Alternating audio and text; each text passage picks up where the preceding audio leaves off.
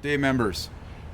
We wanted to take this opportunity to provide greater information with regards to the pilot project of the rerouting of the golf course set to commence on August 8th.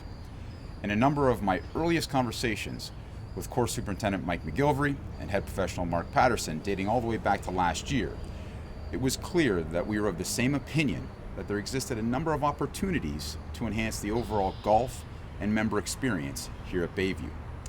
An easy example of this would be the inadequacy of the driving range and the overall practice facilities. While there are an infinite number of ways to address any of these issues, it is important to note that in our conversations, we have not approached any of these items as if they are broken and we need to fix it. Again, we firmly believe that there is an opportunity here to improve the overall member experience. We also believed it was imperative from the onset to engage our golf course architect, Doug Carrick, to provide us with his expertise and counsel on all items related to the golf course itself. As the three of us delved into some of these items even further, we noted a number of operational deficiencies that could potentially be addressed at the same time or are simply just necessitated. At this time, I'd like to hand it over to Head Golf Professional Mark Patterson and Course Superintendent Mike McGilvery to provide greater insight into some of these items. Thanks, Jeremy. From a golf perspective, my number one focus is enhancing the membership experience. We don't want the trial rerouting to become a referendum about the 10th tee versus the first tee.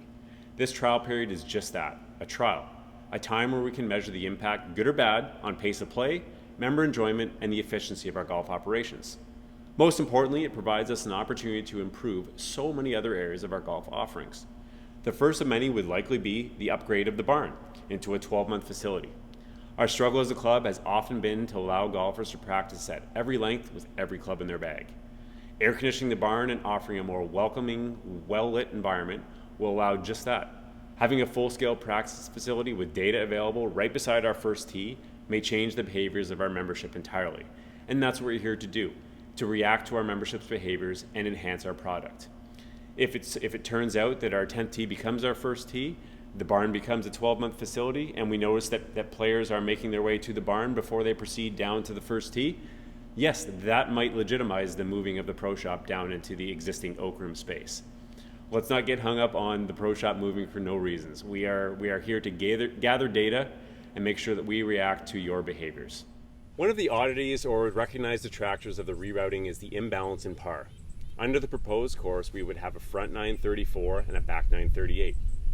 After consulting with our golf course architect, Doug Carrick, a few of the opportunities to bring balance back to the nines would be to lengthen the fifth hole into a par 5 and shortening the existing first hole into a par 4. Following the recommendations of Mr. Carrick, the fifth hole could be extended by adding a green to the east side of the 6th tee.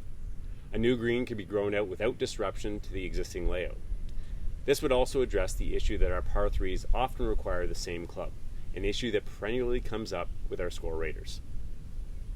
If the fifth were to be made a par 5, our front 9 would now be a par 35, leaving us with one stroke higher than our existing structure.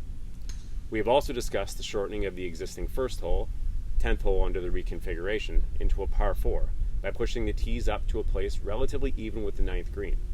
That would free up approximately 100 yards of space to create a world-class short game, bunker, and putting green.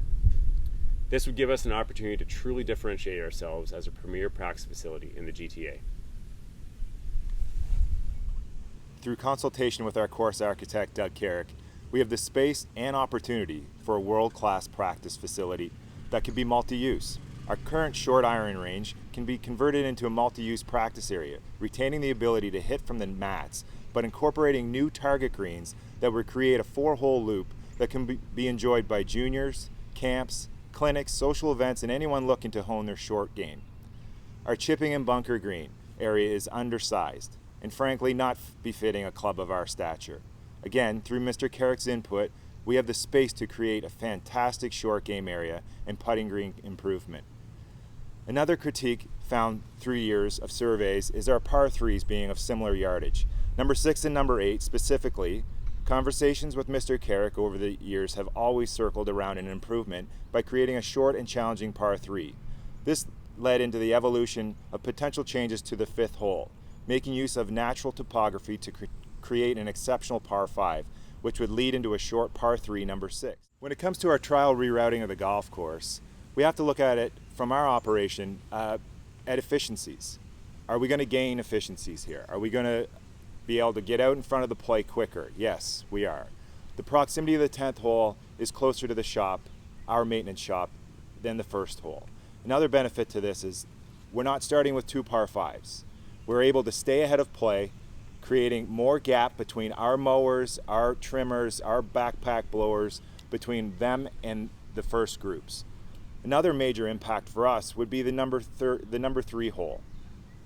Over the last few years, we've had some issues with noise bylaw.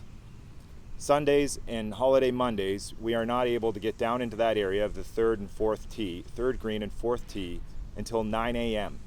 So all of our staff waits until 9 a.m. to attack those areas. This obviously causes a disruption in play, further slowing down the first 3 holes for the membership. So with this trial, we're going to be looking at really gauging how we can become more efficient. We know theoretically that we're going to be able to stay ahead of play. We're going to be able to get more done in that window ahead of the membership. And for us, that's key. And for you as well. I mean, we're going to stay out of your way. Noise is going to be reduced. We're going to not get held up at the 3rd hole anymore.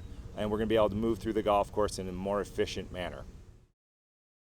Thanks, fellas. It's important to note that we are not suggesting any of these items are dependent on the other. And in fact, all can be mutually exclusive of one another.